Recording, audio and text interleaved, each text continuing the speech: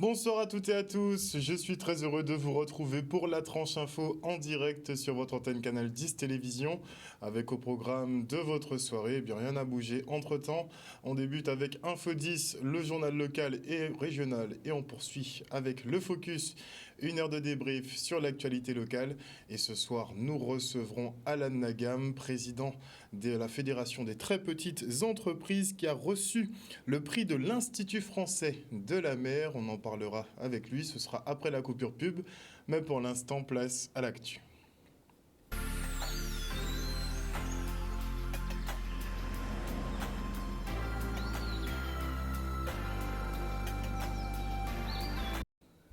Nous sommes le lundi 17 janvier 2022 et voici les titres de ce journal.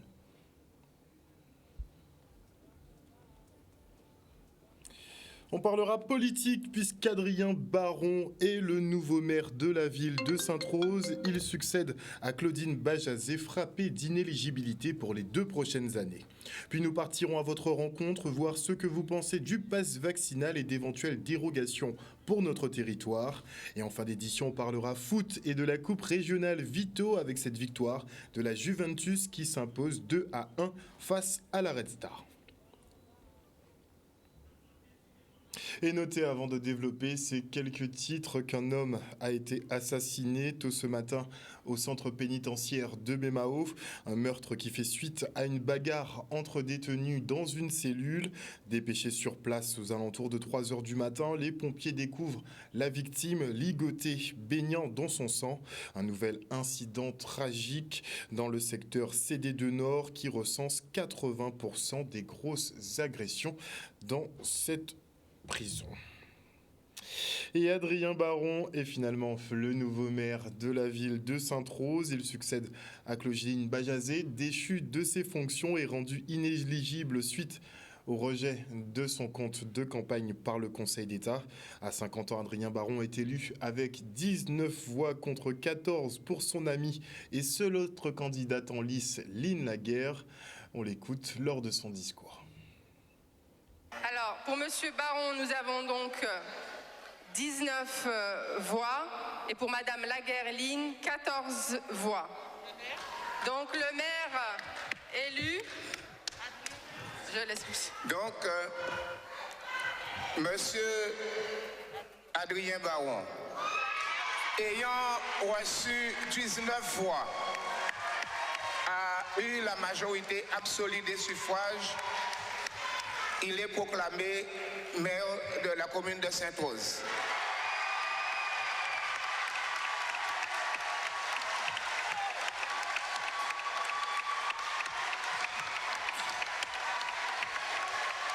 Vous mesurez aisément les sentiments mêlés qui m'étreignent en ce moment où, pour la première fois, il m'est donné de m'adresser à vous en qualité de maire de la ville de Sainte-Rose, votre maire.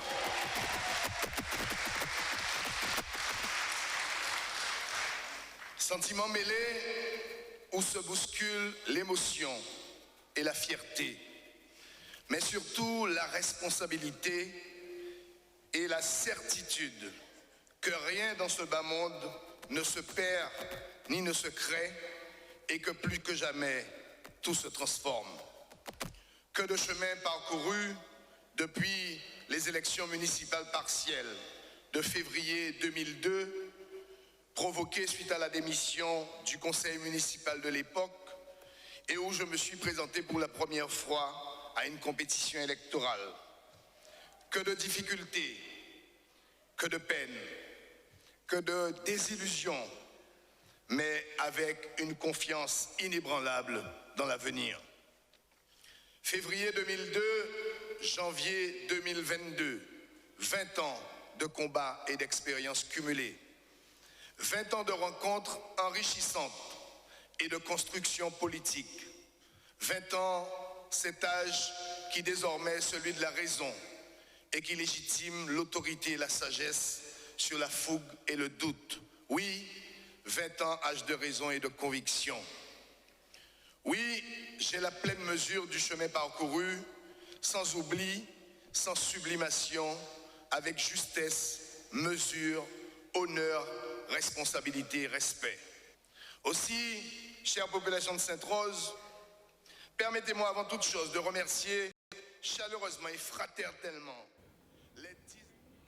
Et après 2 semaines de débats parlementaires, les députés ont voté hier en dernière lecture le pass vaccinal. Aucune surprise, la majorité assume de contraindre les Français à la vaccination en usant de cet outil qui, comme son prédécesseur, n'a plus rien de sanitaire. Un pass pour pousser les doubles injectés vers la 3e dose et les réticents à débuter leur traitement. Sans ce rappel, aussi appelé booster, fini les restaurants, bars, cafés et autres activités de loisirs. Une nouvelle contrainte qui interroge en Guadeloupe où 60% de la population refuse ce qui s'apparente à une thérapie génique. De quoi mettre à mal l'économie déjà bien fragilisée par 2 ans de gestion de crise et de restrictions en tout genre. Et si d'aucuns pensent que les adaptations sont possibles pour notre archipel, d'autres invitent à ne pas trop rêver. On vous écoute au micro de Stanley Manicor et Maxime Morel. Vu comment les circonstances se déroulent, donc je pense que ça va être, ça va toujours être en vigueur et puis tôt ou tard, moi je pense qu'on va se faire vacciner, tout le monde va se faire vacciner. Hein.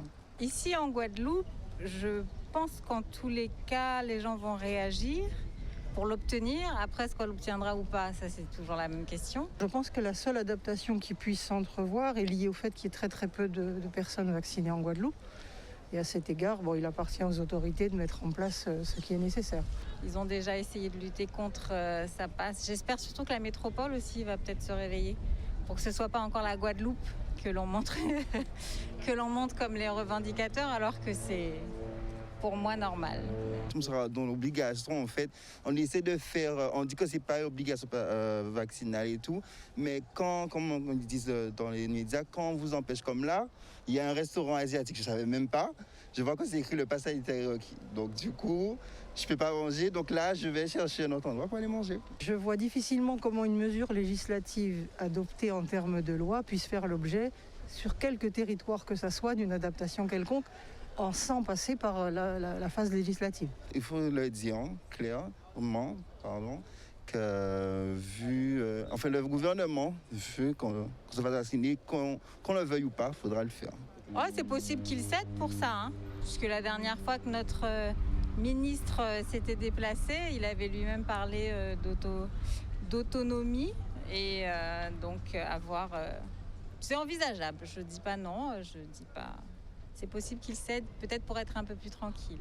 C'est vrai que la cause, elle est là, je comprends et je la soutiens aussi, mais l'État ne va pas lâcher prise comme ça. On est tous responsables, donc à nous de rester et de faire des gestes convenables, on va dire, et ça va aller.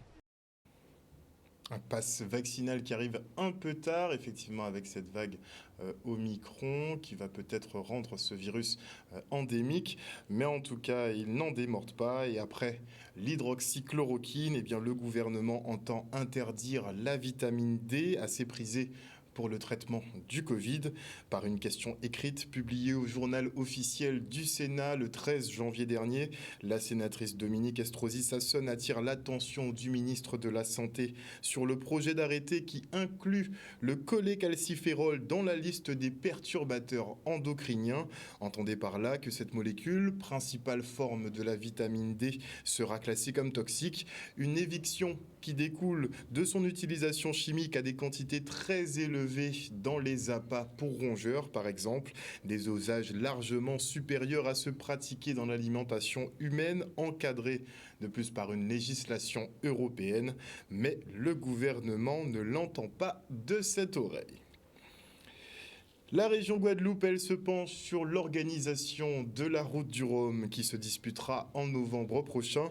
La collectivité entend mettre 5 millions d'euros sur la table pour que les festivités se déroulent au mieux, en espérant bien sûr que les autorités et le Covid ne fassent pas trop de vagues. Mais vu que le PDG de Moderna a dit que techniquement la vague Omicron sera la dernière avec autant de restrictions, On devrait plus ou moins avoir la paix dans quelques mois. Enfin, ça reste à voir. En tout cas, on part pour le comité de pilotage en vue de l'organisation de la Route du Rhum 2022. La grosse inquiétude aujourd'hui, c'est que nous avons plus de 150 demandes d'inscription pour cette édition de la Route du Rhum.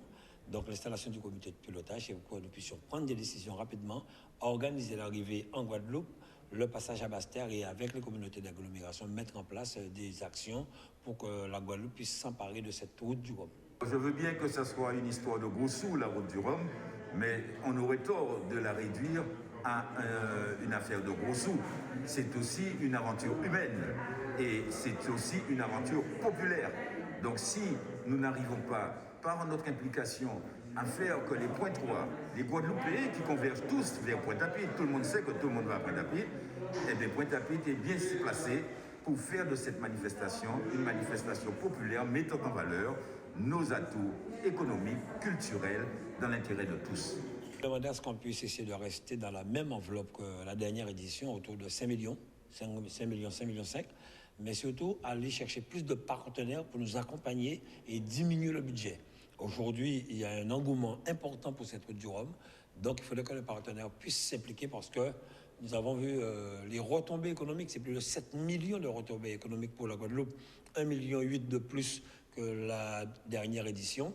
Donc mettre les moyens pour une belle publicité, une belle promotion, faire venir des amis, des visiteurs des autres pays en Guadeloupe, en espérant que le Covid sera déjà passé, pour que nous puissions vraiment faire booster l'économie de la Guadeloupe. On a eu l'arrivée de la Transat à Saint-François, il y a eu le Jacques Vabre en Martinique, il y a un protocole qui a été mis en place. Et pendant une grande période, tout se passe sur l'eau. C'est à l'arrivée qu'il faudrait qu'on puisse le faire, mais j'espère et nous souhaitons tous qu'au mois de novembre, il y aura plus de Covid, sinon on n'est pas sorti de l'auberge.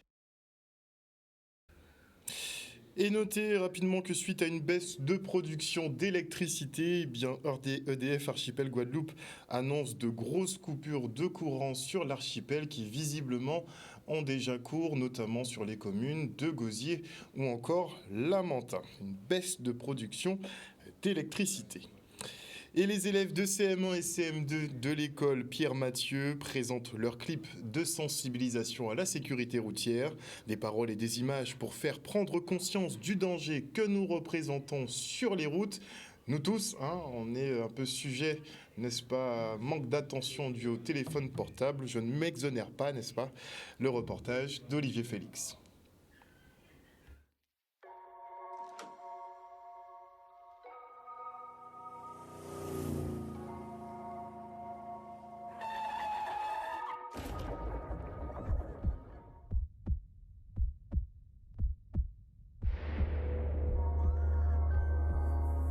C'est un projet qui regroupe toute la communauté éducative, puisqu'on a bien entendu les parents d'élèves, on a l'équipe pédagogique, on a les AESH, donc on a un peu tout le monde. Ça me fait plaisir, c'est pour inciter les adultes, les gens au volant à ne pas faire de bêtises sur la route, à ne pas faire n'importe quoi. En tant que parent, si vous voulez que vos enfants soient des adultes, des conducteurs responsables, il faut déjà commencer par vous-même. Pourquoi? Parce que les enfants, ils imitent nos propres comportements et puis ils se construisent aussi à partir de ce qu'ils entendent, de ce que nous disons sur la route. Je suis très contente de pouvoir faire passer le message. Comme ça permettra d'avoir un petit peu moins d'accidents sur les routes. Les enfants étaient très émerveillés et là, je pense qu'ils sont très contents.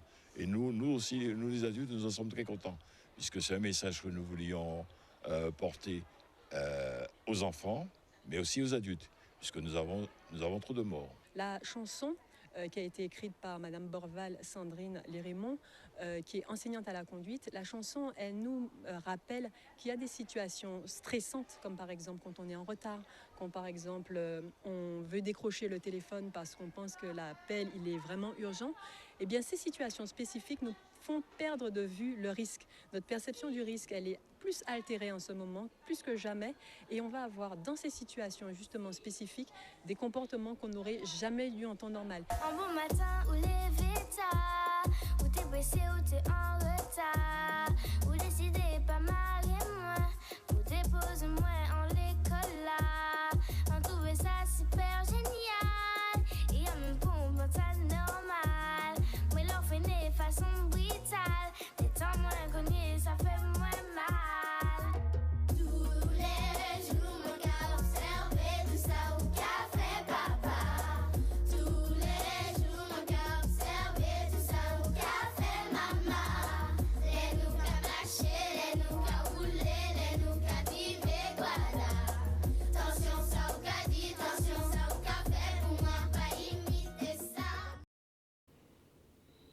Et afin de susciter des vocations, les frères Wally, créateurs des montres de luxe Alchimie, viennent à la rencontre des jeunes Guadeloupéens.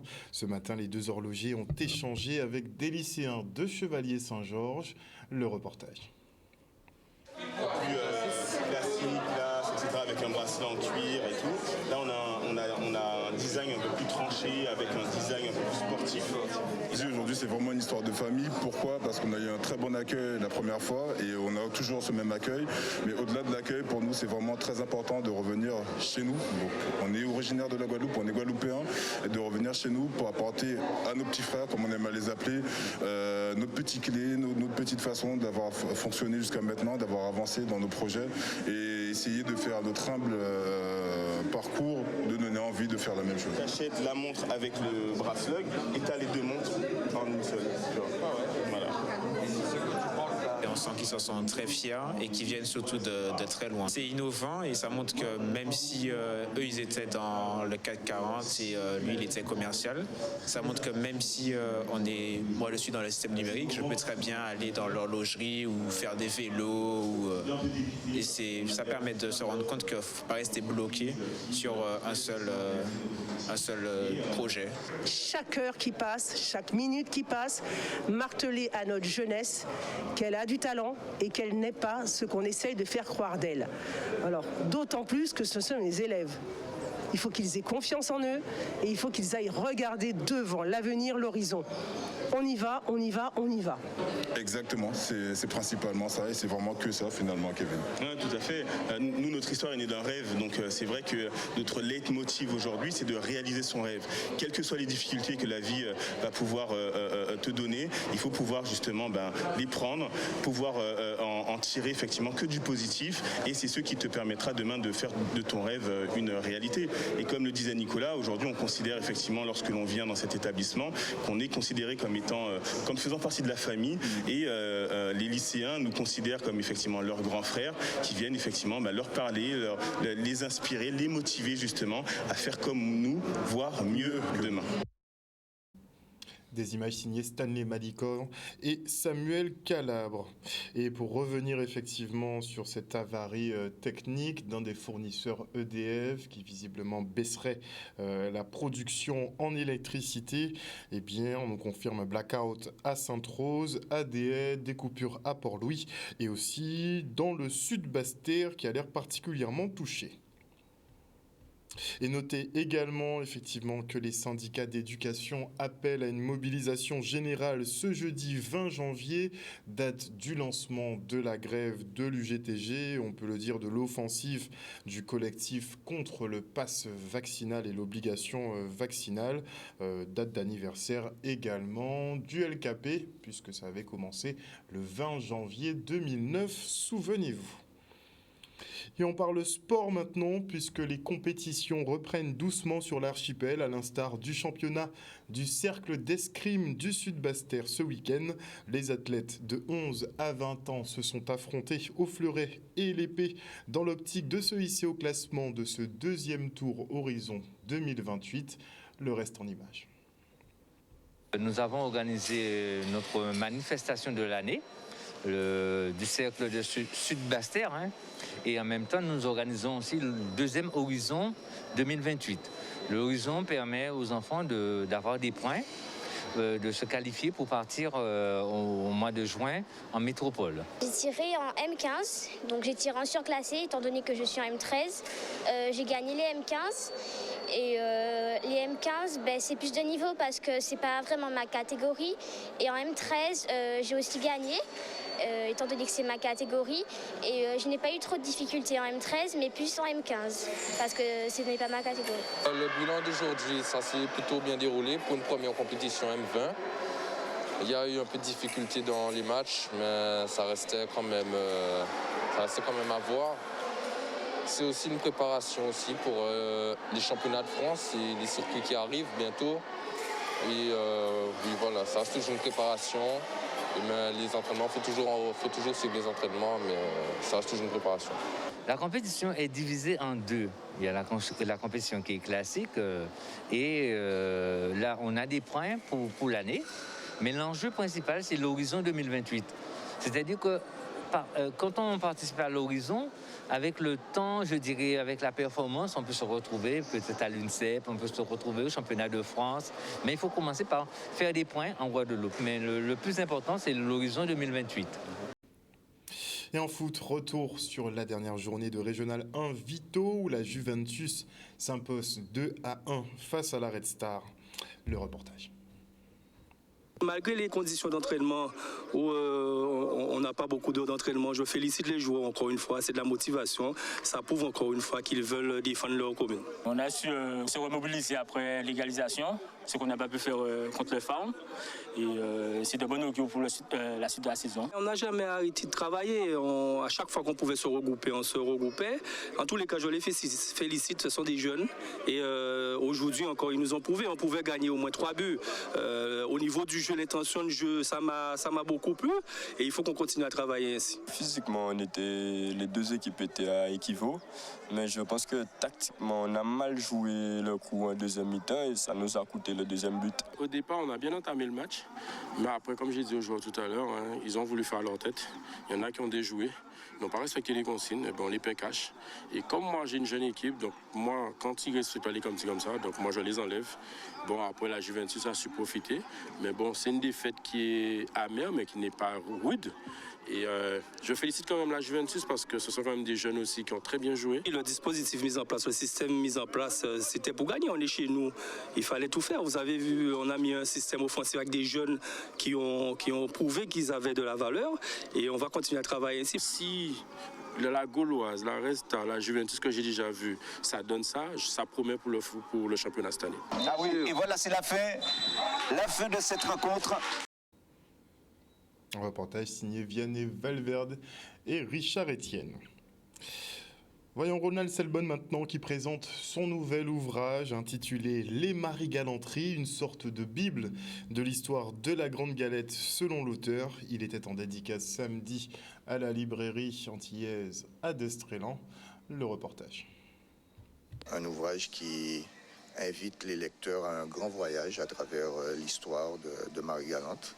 Je poursuis ainsi mon travail sur la mémoire guadeloupéenne et on peut dire que cet ouvrage, c'est en fait la Bible de l'histoire marie-galantaise. Donc tous les Marie-Galantais, tous ceux qui aiment Marie-Galante et même tous les Guadeloupéens devraient acheter cet ouvrage. C'est une île que j'adore puisque j'y ai passé pas mal de vacances, toute mon enfance à Marie-Galante.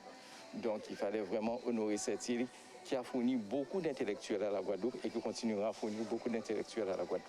Je pense qu'on a la même sensation qu'une femme qui vient d'accoucher. On est fier de son bébé, surtout que ce bébé a mis beaucoup de temps, d'énergie, d'argent à voir le jour. Donc oui, je suis très content. Il nous manque à dire notre propre réalité avec nos propres mots. Nous laissons souvent les autres parler à notre place, ce qui n'est pas normal. Donc il faut que nous, Guadeloupéens, nous prenions la parole pour exprimer par nous-mêmes notre histoire, pour exprimer notre vécu. Et ainsi, nous pourrons aborder de façon plus sereine l'avenir. Voilà, chers téléspectateurs, nous sommes arrivés au terme de cette édition. Merci pour votre fidélité à ce programme. N'oubliez pas que sur Canal 10 Télévision, vous faites l'information que nous diffusons. Le journal local revient demain à 18h30. Il y a de l'électricité, tiens, pour le coup, n'est-ce pas? En tout cas, passez une excellente soirée à l'écoute de nos programmes. Bisous, bisous tout le monde.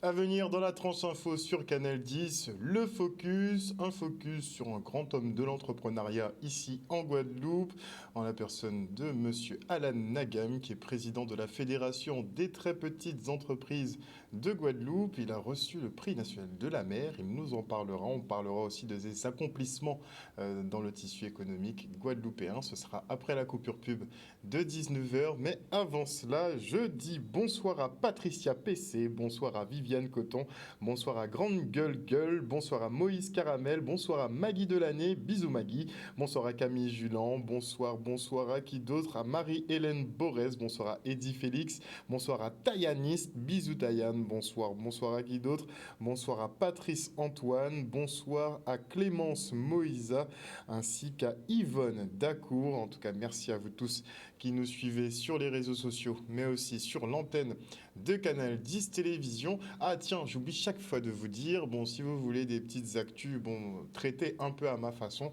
vous avez aussi mes réseaux sociaux, notamment surtout mon Instagram, mais il faut tout taper, faut taper Harold Luce en entier, sinon vous ne me trouverez pas. On se retrouve après la pub.